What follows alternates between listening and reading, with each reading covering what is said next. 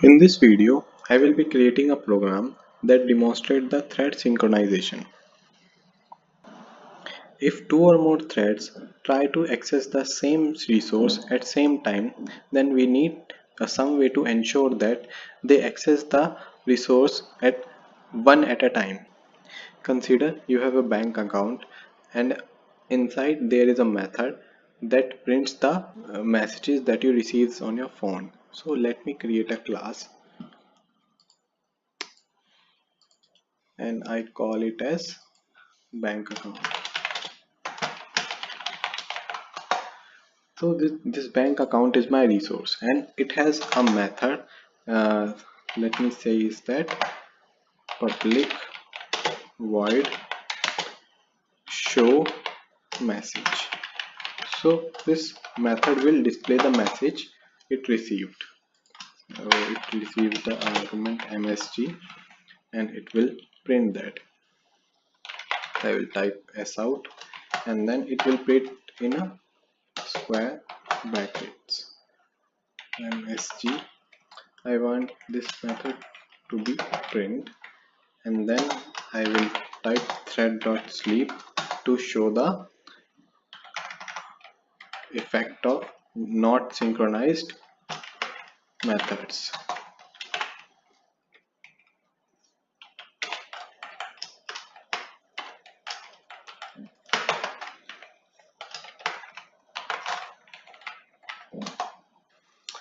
So I have created a class bank account and it has a method show message and it receives a argument msg and it prints the msg in square brackets. So now let me create a class that will call the show message. I also want this class to have multi-threading functionality. So let me create that and it will be called message caller. This message caller implements the runnable interface and it has a method public void run.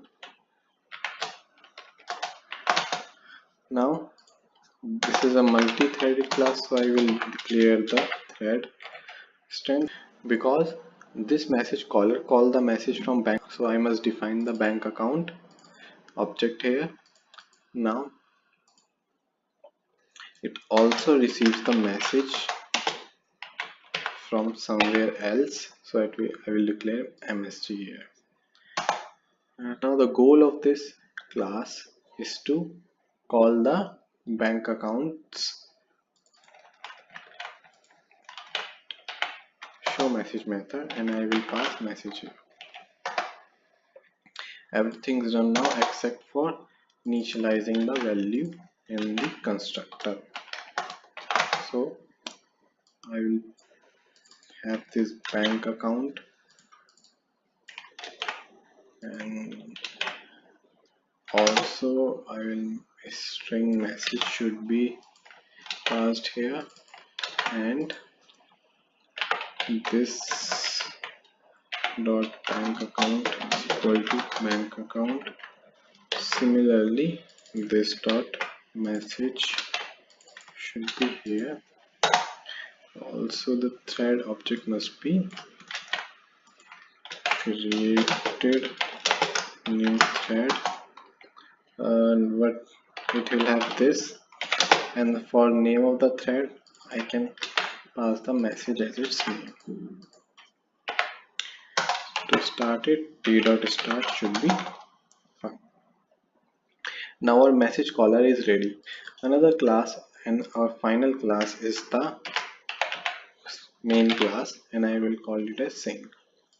So it will have a simple public static void main method and I will create two objects of this class of the message caller, which means I will print the two message caller object1 is equal to new message caller. Now this message caller require the bank account, so let me create the bank account first because You can also find at last you want the message to be printed in by the bank account. So bank account bank account is equal to new bank account. Remember, this is our resource, and this resource is passed to these two threads, bank account and the what are the other requirement, message. So I will type here your account is credited.